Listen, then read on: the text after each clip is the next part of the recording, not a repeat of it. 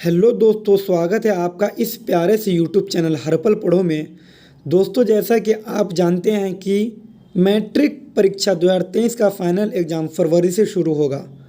और दोस्तों, इस एग्ज़ाम की अच्छी तैयारी के लिए मैं आपके लिए लगातार सामाजिक विज्ञान का सीरीज ला रहा हूँ। दोस्तों, ये पार्ट थर्ड है। दोस्तों। अगर आपने पार्ट 2 और 1 नहीं देखा तो यूट्यूब चैनल के प्लेलिस्ट में जाकर उन वीडियो को देख ले। दोस्तों, आज के इस सामाजिक विज्ञान के सीरीज में हम आपके लिए इतिहास का चैप्टर 1 यूरोप में राष्ट्रवाद का मोस्ट इम्पोर्टेंट सब्जेक्टिव क्वेश्चंस को लाए हैं। और दोस्तों, ये वीडियो उन सब के लिए ज़्यादा यूजफुल होने वाला है जो मैट्रिक परीक्षा 2023 के एग्ज़ाम में अपीयर होंगे। दोस्तों, अगर आप चाहते हैं कि मैट्रिक परीक्षा 2023 में हम सामाजिक विज्ञान के विषय में 100 में से 100 अंक लाएं, तो दोस्तों इस वीडियो के अंत तक बने हुए रहिए। तो दोस्तों, शुरू करते हैं हम आज का अपना पहला क्वेश्चन नंबर 1। दोस्तों, आपके अपने मोबाइल स्क्रीन पे आज का पहला क्वेश्चन दिख रहा होगा कि जर्मनी की एकीकरण की बाधाएं क्या थी। दोस्तों, इस क्वेश्चन को हम जानने से पहले ये जान लेते हैं कि दोस्तों एकीकरण का जो अर्थ होता है वो क्या होता है। दोस्तों, एकीकरण का अर्थ क्या होता है? तो दोस्तों, एकीकरण का अर्थ वो होता है दो या दो से अधिक व्यक्तियों या दलों के स्थापित करने की क्रिया को क्या बोलते हैं दोस्तों? स्थापित करने की क्रिया को दोस्तों क्या बोलते हैं? तो एकीकरण कहते हैं दोस्तों। तो जर्मनी की एकीकरण की बाधाएं क्या थी? तो दोस्तों, जर्मनी के एकीकरण की क्या थी दोस्तों? निम्नलिखित बाधाएं थी। क्या थी दोस्तों? निम्नलिखित बाधाएं थी। इन बाधाओं में नंबर 1 हमारा क्या है दोस्तों? कि लगभग 300 छोटे बड़े राज्य होना। क्या था दोस्तों? लगभग 300 छोटे बड़े राज्य होना। इन राज्यों में व्यापत्य राजनीति, सामाजिक तथा धार्मिक विषमताओं को नजर आना, राष्ट्रवाद की भावनाओं का अभाव होना, ऑस्ट्रिया का हस्तक्षेप तथा मेटरनिख की प्रतिक्रियावादी नीति के कारण क्या हुआ? जर्मनी के एकीकरण में निम्नलिखित बाधाएं आई। दोस्तों, राष्ट्रवाद, अब यहाँ पे हमें एक शब्द क्या जाना है दोस्तों? राष्ट्रवाद। तो दोस्तों, राष्ट्रवाद का अर्थ क्या होता है दोस्तों? तो राष्ट्रवाद का अर्थ जो होता है दोस्तों वो क्या होता है? देशभक्ति होता है दोस्तों क्या होता है? राष्ट्रवाद का जो अर्थ होता है दोस्तों वो क्या होता है दोस्तों?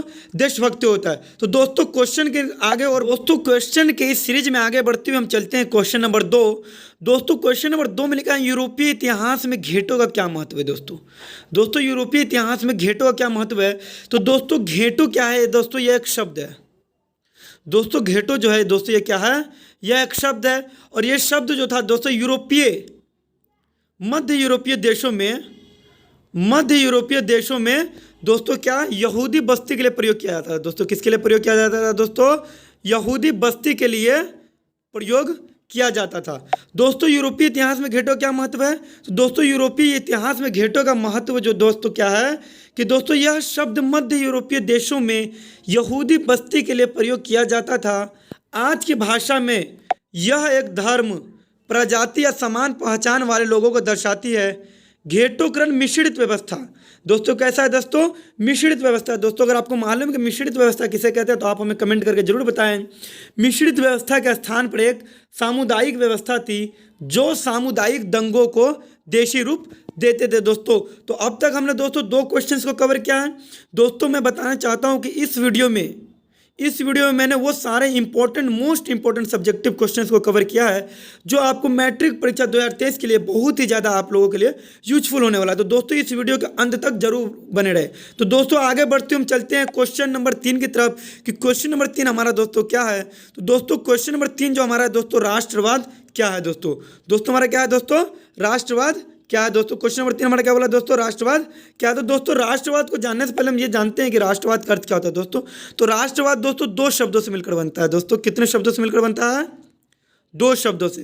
राष्ट्र जोर वाद, इन दोनों शब्दों से मिलकर बनता है दोस्तों। जहां राष्ट्र का अर्थ होता है दोस्तों देश, क्या होता है दोस्तों? देश होता है। और वाद का मतलब क्या होता है दोस्तों? भक्ति। क्या होता है दोस्तों? भक्ति होता है। इस तरह राष्ट्रवाद का अर्थ दोस्तों क्या हो गया? देशभक्ति। क्या होगा दोस्तों? देशभक्ति। अब जानते हैं हम इसके डेफिनेशन के बारे में। तो दोस्तों, डेफिनेशन क्या होता है दोस्तों? डेफिनेशन जो होता है, राष्ट्रवाद किसी विशेष भौगोलिक, राष्ट्रवाद क्या है दोस्तों? किसी विशेष भौगोलिक, सांस्कृतिक या सामाजिक परिवेश में रहने वाले लोगों के बीच व्याप्त एक भावना है जो उनमें परस्पर प्रेम, क्या दोस्तों? जो उनमें परस्पर प्रेम और एकता को स्थापित करती है। यह भावना आधुनिक विश्व में राजनीतिक पुनर्जागरण का परिणाम। आगे बढ़ते हुए हम चलते हैं क्वेश्चन नंबर 4। दोस्तों मेटरनिक युग क्या है? दोस्तों मेटरनिक युग क्या है? तो दोस्तों हम सबसे पहले जानते हैं कि मेटरनिक जो था दोस्तों, मेटरनिक जो था ये कहाँ का चांसलर था दोस्तों? तो मेटरनिक जो था वो कहाँ का चांसलर था? ऑस्ट्रिया का चांसलर था दोस्तों। कहाँ का चांसलर था दोस्तों? ऑस्ट्रिया का चांसलर था दोस्तों। ये आपके लिए इंपॉर्टेंट ऑब्जेक्टिव क्वेश्चन हो सकता है, इसलिए इसको याद कर ले दोस्तों। मेटरनिक तो वो कहाँ का चांसलर था? ऑस्ट्रेलिया का चांसलर था। अब दोस्तों मेटरनिक युग क्या कहते हैं, हम चलते हैं इसके सीधे सीधे डेफिनेशन की तरफ। तो दोस्तों मेटरनिक युग जो होता है, मेटरनिक युग जो था वो क्या था दोस्तों? कि ऑस्ट्रेलिया के चांसलर के रूप में, ऑस्ट्रेलिया के चांसलर के रूप में दोस्तों कौन था? तो मेटरनिक था। तो ऑस्ट्रेलिया के चांसलर के रूप में मेटरनिक ने 1815 ईस्वी से 1848 ईस्वी तक शासन किया। दोस्तों मेटरनिक जो था वो ऑस्ट्रेलिया के चांसलर के रूप में कब से कब तक शासन किया? तो दोस्तों क्या है इसका जवाब? 1815 से 1848 तक उन्होंने क्या किया? ऑस्ट्रेलिया के चांसलर के रूप में उन्होंने क्या किया? शासन किया। दोस्तों शासनकाल के दौरान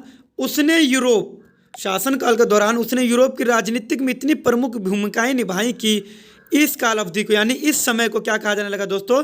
मेटरनिक युग कहा जाने लगा। दोस्तों मुझे आशा है कि आपको सारे के सारे क्वेश्चन का आंसर आसानी से समझ में आ रहा होगा। दोस्तों आगे बढ़ 5 कि फ्रांस की जुलाई 1830 की क्रांति का फ्रांस के शासन व्यवस्था पर क्या प्रभाव पड़ा? तो दोस्तों फ्रांस की जुलाई 1830 की क्रांति का फ्रांस की शासन व्यवस्था पर क्या पड़ा दोस्तों? निम्नलिखित प्रभाव पड़ा। तो दोस्तों जानते हैं हम इसके डेफिनेशन के कि क्या क्या वो कारण थे। तो दोस्तों ये कारण दोस्तों जैसा कि आपको नजर आ रहा होगा कि क्या क्या कारण थे। कि पहला कारण जो था वो क्या था दोस्तों? चार्ल्स दशम के प्रतिक्रियावादी का शासक अंत हो गया। बुर्बो वंश के स्थान पर आर्लियन वंश को सत्ता सौंपी गई। इस वंश के शासक ने उदारवादियों तथा पत्रकारों के समर्थन से सत्ता हासिल की, अतः इन्हें क्या किया दोस्तों? तरजीह देना पड़ा। तो दोस्तों आज के हम इस लघु उत्तरीय प्रश्न के 5 प्रश्न, मोस्ट इंपोर्टेंट प्रश्न को हमने क्या किया दोस्तों? कवर कर लिया है। दोस्तों हम करेंगे, तो शुरू करते हैं दोस्तों दीर्घ उत्तरीय प्रश्न 5 अंकों के लिए। पहला क्वेश्चन हमारा क्या दोस्तों? यूरोप में राष्ट्रवाद के प्रसार में नेपोलियन बोनापार्ट के योगदानों की विवेचना करिए। दोस्तों यहाँ पर फिर एक शब्द रिपीट हो गया दोस्तों, वो शब्द क्या है दोस्तों? राष्ट्रवाद। क्या है दोस्तों? राष्ट्रवाद। दोस्तों आपको अगर मालूम है कि राष्ट्रवाद किसे कहते हैं तो बताएं। दोस्तों मैंने इसी वीडियो के पिछला क्वेश्चन में राष्ट्रवाद का अर्थ समझाया दोस्तों। राष्ट्रवाद का जो अर्थ होता है वो दोस्तों क्या होता है? देशभक्ति। और दोस्तों ये जो देशभक्ति हो सकता है वो किसी भी देश में हो सकता है। दोस्तों ये देशभक्ति जो हो सकता है वो किसी भी देश में हो सकता है। यहाँ पर हम किस देश की देशभक्ति के बारे में जानेंगे दोस्तों? यूरोप की। यूरोप में देशभक्ति के प्रसार में नेपोलियन बोनापार्ट की क्या भूमिकाएं थी दोस्तों? उन भूमिकाओं को हमको बताना है। तो दोस्तों हम चलते हैं सीधे सीधे उत्तर की तरफ। दोस्तों कि इसका उत्तर जो था दोस्तों वो क्या है? कि यूरोप में राष्ट्रीयता की भावना को नेपोलियन की विजयों ने बढ़ावा दिया। नेपोलियन बोनापार्ट विजित राज्यों में राष्ट्रवादी भावना जागृत कर दी। अब दोस्तों यहाँ देखो जिन जिन राष्ट्र में क्या दोस्तों? जिन जिन राष्ट्र में नेपोलियन बोनापार्ट ने विजय किया दोस्तों उन राष्ट्रों में क्या किया दोस्तों? राष्ट्रवाद को जन्म दिया। फ्रांसीसी आधिपत्य वाले राष्ट्र में नेपोलियन संहिता, फ्रांसीसी शासन और अर्थव्यवस्था समान रूप से लागू की गई। नेपोलियन के इन कार्यों से इटली एवं जर्मनी का मार्ग सुगम हो गया। दोस्तों इन कामों से क्या हुआ दोस्तों? इटली एवं जर्मनी का काम जो हो गया दोस्तों वो क्या हो गया? सुगम हो गया। अतः नेपोलियन ने इटली और जर्मनी को भौगोलिक अभिव्यक्ति से बाहर लाकर इनके एकीकरण का मार्ग प्रशस्त कर दिया। साथ ही नेपोलियन के युद्धों और विजयों से अनेक राष्ट्रों में फ्रांसीसी आधिपत्य के विरोध प्रतिक्रिया हुई एवं आक्रोश बढ़ा। इससे भी राष्ट्रवाद का विकास हुआ। दोस्तों राष्ट्रवाद का विकास किस किस चीज़ से हुआ दोस्तों? विरुद्ध से हुआ। क्या दोस्तों किस चीज़ से हुआ? विरुद्ध हुआ। दोस्तों क्या हुआ? क्रांति हुआ। इन सभी के अंत तक क्या हुआ दोस्तों? राष्ट्रवाद का विकास हुआ। इस प्रकार नेपोलियन बोनापार्ट के योगदान के फलस्वरूप पोलैंड, हंगरी, यूनान में भी राष्ट्रवाद की लहर को जन्म दिया। दोस्तों यूरोप में राष्ट्रवाद के साथ साथ किस किस देशों में दोस्तों राष्ट्रवाद को जन्म दिया? तो दोस्तों वो क्या था हमारा? पोलैंड। क्या है दोस्तों? पोलैंड। दूसरा क्या है दोस्तों? हमारा हंगरी। दूसरा हमारा क्या है दोस्तों? हंगरी। तीसरा हमारा क्या है दोस्तों? यूनान। यूरोप के साथ साथ इन तीनों देशों में क्या किया दोस्तों? राष्ट्रवाद की लहर में समाहित हो गए। कहने का अर्थ है कि राष्ट्रवाद के वहाँ भी विकास हुआ। दोस्तों आगे बढ़ते हम चलते क्वेश्चन नंबर 2, जुलाई 1830 ईस्वी की क्रांति का विवरण थे। तो दोस्तों जुलाई 1830 की क्रांति का विवरण जो है दोस्तों वो इस प्रकार है कि जुलाई 1830 ईस्वी की क्रांति चार्ल्स दशम के घोर निरंकुश एवं राज सत्तावादी शासन का परिणाम था। दोस्तों किसका शासन का परिणाम था दोस्तों? तो वो था दोस्तों चार्ल्स दशम। किसका था दोस्तों? चार्ल्स दशम के घोर निरंकुश एवं दशम के घोर निरंकुश एवं राज सत्तावादी शासन का परिणाम था। चार्ल्स दशम जो था दोस्तों वो कैसा था, तो घोर प्रतिक्रियावादी शासक था दोस्तों। कैसा था? घोर प्रतिक्रियावादी शासक था, जिसने शासन संभालती ही फ्रांस में उभर रही राष्ट्रीयता तथा जनतंत्रवादी भावनाओं के दमन का कार्य प्रारंभ कर दिया। उसने प्रतिक्रियावादी पोलिगनेक को प्रधानमंत्री बनाया दोस्तों। किसको उसने प्रधानमंत्री बनाया दोस्तों? चार्ल्स दशम ने तो पोलिगनेक को बनाया दोस्तों। किसको बनाया दोस्तों? पोलिगनेक को बनाया। पोलिगनेक को बनाया। किसको बनाया दोस्तों? पोलिगनेक को बनाया। और पोलिगनेक जो था वो दोस्तों कैसा था? तो एक प्रतिक्रियावादी शासक था दोस्तों। पोलिगनेक ने पूर्व में लुई 18वें द्वारा स्थापित समान नागरिक संहिता की जगह विशेष अधिकारों से विभूषित शक्तिशाली कुलीन वर्ग के स्थापना करने का प्रयास किया। उसकी इस घोषणा से उदारवादी क्षुब्ध हो गए। उसने इस क्रांति के विरुद्ध समझा और एक चुनौती के रूप में लिया। समाचार पत्र पत्रिकाओं ने भी इस दुर्भाग्यपूर्ण और खतरनाक बताया। उदारवादियों ने पोलिगनेक के प्रति गहरा असंतोष व्यक्त किया। प्रतिनिधि सभा में पोलिगनेक के विरुद्ध अविश्वास का प्रस्ताव पारित कर दिया गया। दोस्तों प्रतिक्रिया स्वरूप 25 जुलाई 1830 ईस्वी को 4 अध्यादेश जारी किए गए। दोस्तों जुलाई 1830 ईस्वी की क्रांति का प्रमुख क्या कारण था दोस्तों? कि 25 जुलाई 1830 ईस्वी को दोस्तों कब? 25 जुलाई 1830 ईस्वी को क्या किया दोस्तों? 4 अध्यादेश जारी किए गए। क्या किए गए दोस्तों? 4 अध्यादेश जारी किए गए। ये अध्यादेश क्या है दोस्तों? तो पहला क्या है दोस्तों? प्रेस की स्वतंत्रता समाप्त कर दी गई। प्रेस की स्वतंत्रता को समाप्त कर दी गई। तो दोस्तों प्रेस की स्वतंत्रता क्या होता है दोस्तों? तो किसी भी इलेक्ट्रॉनिक माध्यमों सहित अखबारों को प्रदत्त स्वतंत्रता। क्या दोस्तों? किसी भी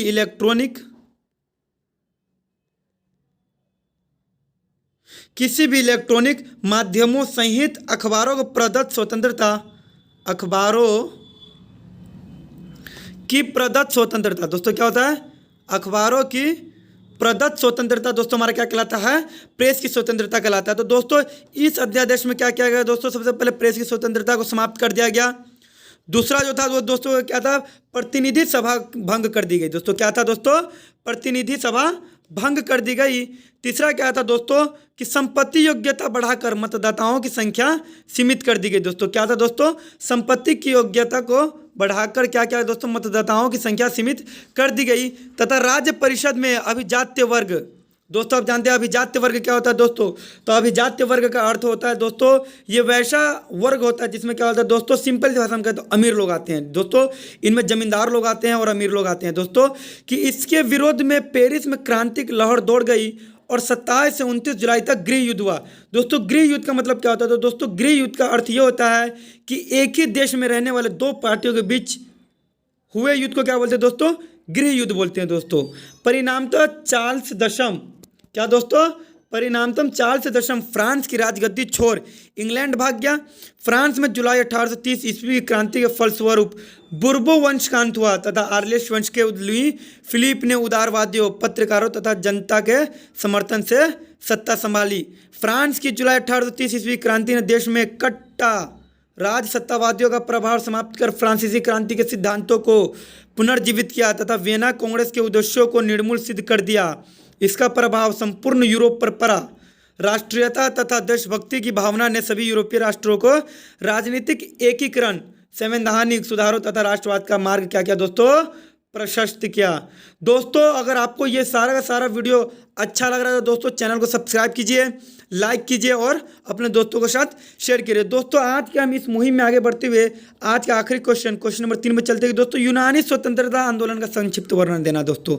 यूनानी स्वतंत्रता आंदोलन का संक्षिप्त विवरण देना दोस्तों। फिर से मैं बता दूं ये सारे मोस्ट इंपॉर्टेंट, चाहे वो 2 नंबर के लिए हो या 5 नंबर के लिए हो, आपके लिए मैट्रिक परीक्षा 2023 के लिए बहुत ही ज़्यादा यूजफुल होने वाला है। स्पेशली उन बच्चों के लिए जिन्होंने अभी तक अच्छे तरीके से प्रिपरेशन नहीं किया, वो इस वीडियो को देखकर याद करके क्या कर सकते हैं दोस्तों? सामाजिक विज्ञान के विषय में 100 में से 100 अंक ला सकते हैं। तो दोस्तों हम इनका विवरण देते हैं। तो इनका विवरण क्या है कि यूनान का अपना गौरवशाली अतीत रहा है दोस्तों। यूनान का जो था क्या था दोस्तों? अपना गौरवशाली अतीत रहा है। यूनानी सभ्यता की साहित्यिक प्रगति, विचार, दर्शन, कला, चिकित्सा विज्ञान आदि क्षेत्र की उपलब्धियाँ यूनानियों के प्रेरणा स्रोत थी। पुनर्जागरण काल में इनसे प्रेरणा लेकर पाश्चात्य देशों ने तरक्की शुरुआत की। किंतु यूनान स्वयं तुर्की साम्राज्य के अधीन था। फ्रांसीसी क्रांति से यूनानियों में राष्ट्रीयता की भावना विशेष रूप से जगी, क्योंकि धर्म, जाति और संस्कृति के आधार पर इनकी समान पहचान थी। दोस्तों, फ्रांसीसी क्रांति यूनानियों में राष्ट्रीयता की भावना विशेष रूप क्या था दोस्तों? कि इनमें क्या था दोस्तों? धर्म, जाति और संस्कृति क्या थी दोस्तों? इनकी समान पहचान थी। फलतः तुर्की शासन से मुक्ति हेतु यूनानियों ने हितेरिया फिलाइक नामक संस्था की स्थापना की, स्वतंत्रता आंदोलन की शुरुआत की। चूंकि यूनान सारे यूरोपवासियों के लिए प्रेरणा एवं सम्मान का पर्याय था, अतः इसके स्वतंत्रता संघर्ष ने संपूर्ण यूरोप में सहानुभूति पैदा कर दी। रूस भी अपनी धार्मिक तथा साम्राज्यवादी महत्वाकांक्षा के कारण यूनान की स्वतंत्रता चाहते थे। तो दोस्तों, हमने मोस्ट इंपॉर्टेंट 2 नंबर के लिए और 5 नंबर के लिए हमने मोस्ट इंपॉर्टेंट क्वेश्चंस इस वीडियो में क्या क्या दोस्तों कवर किया। दोस्तों, आप इस वीडियो के क्वेश्चंस को नोट करके अपने कॉपी में उसको याद करके क्या कर सकते हो दोस्तों?